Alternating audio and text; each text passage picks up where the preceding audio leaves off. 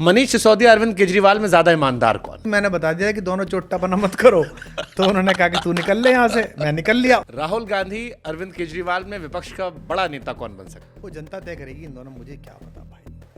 मैं एक वोट देने वाला हूँ, मैं अपनी वोट दे आऊंगा जिसको देनी होगी।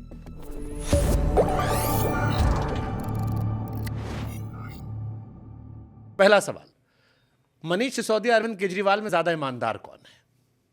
अब वो तो सरकार वो चला रहे हैं, उन दोनों को पता होगी या सुप्रीम कोर्ट के जज को पता होगी जो जमानत देता है। साथ तो आप भी रहे। नहीं, मेरे सामने तो हो रही थी। मैंने बता दिया कि दोनों चोट्टापना मत करो, तो उन्होंने कहा कि तू निकल ले यहाँ से। मैं निकल लिया। उसके बाद अब कोर्ट जाने, जज जाने। अब वो जज बता देता है कि वो वही जानेगा भाई, मैं तो क्या जानूँ, मैंने कागज देखे भी नहीं और मेरी कोई रुचि भी नहीं है उन कागजों को देखने की। राहुल गांधी अरविंद केजरीवाल में विपक्ष का बड़ा नेता कौन बन सकता है?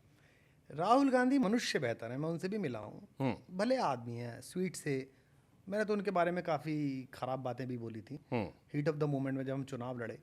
लेकिन उसके बाद उनका जो व्यवहार रहा मेरे से, बातचीत का, सुनने समझने का, कभी मिल गए सार्वजनिक समारोह में, जहाज फहाज में कभी मिल गए, जिस गर्मजोशी से वो मिले और जैसा उनके रिफ्लेक्सेस दिखते हैं, उससे लगता है उनके अंदर ह्यूमन क्वेश्चन ज़्यादा है। और राजनीति हो, परिवार हो, वो मनुष्यता से ही चलते हैं, दूरता से नहीं चलते। तो एक नाम कौन सा लेंगे विपक्ष जो मोदी जी को टक्कर दे सकता है?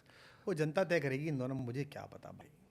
मैं एक वोट देने वाला हूँ, मैं अपनी वोट दे आऊंगा जिसको देनी होगी। एक फिल्म आने वाली है, फ्रीडम एट मिडनाइट। एक बड़ा अच्छा सीन दिखाया गया उसमें, जो हमने पढ़ा भी था कि 45 में सरदार पटेल पहले प्रधानमंत्री बन सकते थे। गांधी जी ने नेहरू जी को चुना। आज के दौर में अगर आप देखें, बड़ी चर्चा चलती है पटेल नेहरू, पटेल कश्मीर वाले उस पे इशू पर, बस इशू पे। पटेल नेहरू में आप ज़्यादा किससे क्लोज पाते हैं अपने? देखिए, पहली बात तो क्या है कि सरदार पटेल बहुत अद्वितीय नेता हैं, बहुत अद्वितीय नेता। उनकी जो दृढ़ता है, उसके कारण ही भारत के शरीर का निर्माण हुआ है। ये भारत माता का आंचल और फटा हुआ हो सकता था अगर पटेल ना होते तो।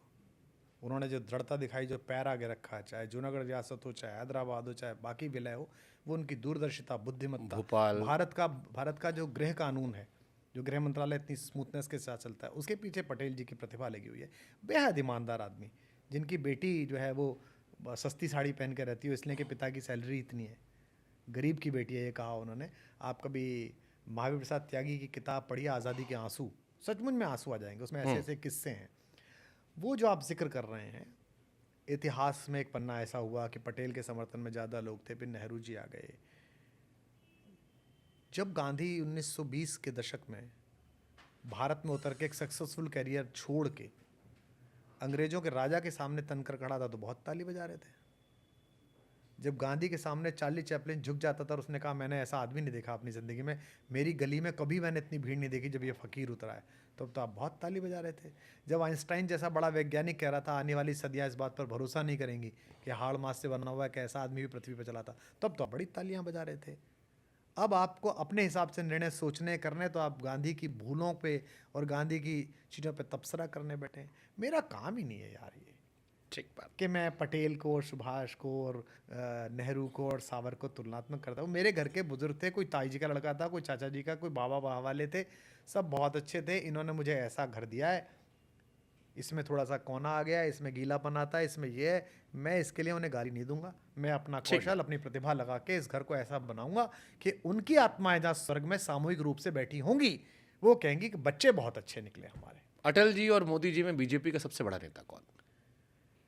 अटल जी तो बहुत बड़े नेता हैं, नरेंद्र मोदी भी बहुत लोकप्रिय नेता है। मैं भारतीय जनता पार्टी का सबसे बड़ा नेता लाल कृष्ण आडवाणी को मानता हूँ, क्योंकि लाल कृष्ण आडवाणी का ही चमत्कार था कि उन्होंने, गौतम गंभीर वाला बयान था ये। नहीं, लाल कृष्ण आडवाणी का चमत्कार था कि उन्होंने भारत में प्रो कांग्रेस और एंटी कांग्रेस राजनीति को प्रो बीजेपी और एंटी बीजेपी बनाया। एक लंबे समय तक इस देश में राजनीति ये चलती थी, प्रो कांग्रेस पार्टियां होती थी, एंटी कांग्रेस पार्टियां होती थी। आज क्या है, प्रो बीजेपी पार्टी और एंटी बीजेपी पार्टी है। और संगठन बनाने वाला व्यक्ति होता है जो नेता ज़्यादा पैदा करता हो। आडवाणी जी ने नेता बहुत पैदा किए। आडवाणी जी जब राष्ट्रीय अध्यक्ष थे, तब आप राष्ट्रीय महासचिव सोचिए कौन कौन थे। सुषमा जी थी, उमा जी थी, प्रमोद जी थे, एक से एक तोप। आडवाणी जी के समय में जो राज्यों में मुख्यमंत्री बने, वो कितने लोकप्रिय नेता आगे चल के बने। तो संगठन जो बनाता है, नेता के रूप में पूछा आपने, शासक नहीं पूछा मुझसे। अटल बिहारी वाजपेयी अद्भुत प्रधानमंत्री रहे, उनके निर्णयों ने। बीजेपी का सबसे बड़ा नेता कौन? हाँ, मतलब मुझे लगता है कि तुलनात्मक दृष्टि से आडवाणी जी ने जो निवेश किया इस पार्टी को खड़ा करने में, इसके संगठनात्मक ढांचा खड़ा करने में, जैसे मध्य प्रदेश को भारतीय जनता पार्टी का मायका कहा जाता है, कुछ भी आंधी तूफान आए वहाँ नहीं हिलता, क्योंकि वहाँ आज भी अगर 10 नल गांव में आए हैं तो ये कहाँ गढ़ेंगे, ये विचार विधायक जी नहीं कर सकते, पार्टी का काडर करता है। तो वो जो निटिंग की गई है वो उनकी युति में, क्योंकि अटल जी तो निश्चिंत लोकप्रिय नेता थे, भाषण देना जाना, संगठन का काम तो सदा उनके हाथ में था। तो ये दोनों भी बहुत पावरफुल, बड़े लोकप्रिय, बड़े लोकख्यात। अटल जी की तो क्या ख्याति है, मतलब अभी तक भी उनका शरीर नहीं रहा लेकिन उनका यश आज तक है। और नरेंद्र मोदी की लोकप्रियता तो असंदिग्ध है ही, लेकिन मैं मानता हूँ कि संगठनकर्ता के रूप में, एक पार्टी के नेता के रूप में आडवाणी जी ने जो काम किया वो इस पार्टी में मील का पत्थर है, जो शायद अब दोबारा करने की आवश्यकता है। जब पार्टी इतना विस्तार पा गई है, जैसे गंगा चलती है तो उसमें बीच बीच में नदियाँ अलग अलग जगह से मिलती हैं, लेकिन वो अंत में एक गंगा बन जाती हैं। तो इसके एक रूप करने के लिए वो जो पार्टी की रीति नीति और कार्य संस्कृति है उसको सिखाने के लिए और उसमें घुलने मिलने के लिए जो बाहर से लोग आ रहे हैं, लगातार लोग आ रहे हैं, उसके लिए मुझे लगता है कि एक फिर ऐसे लीडर की आवश्यकता है, ऐसे कुछ लोगों की आवश्यकता है जो उसे बनाए।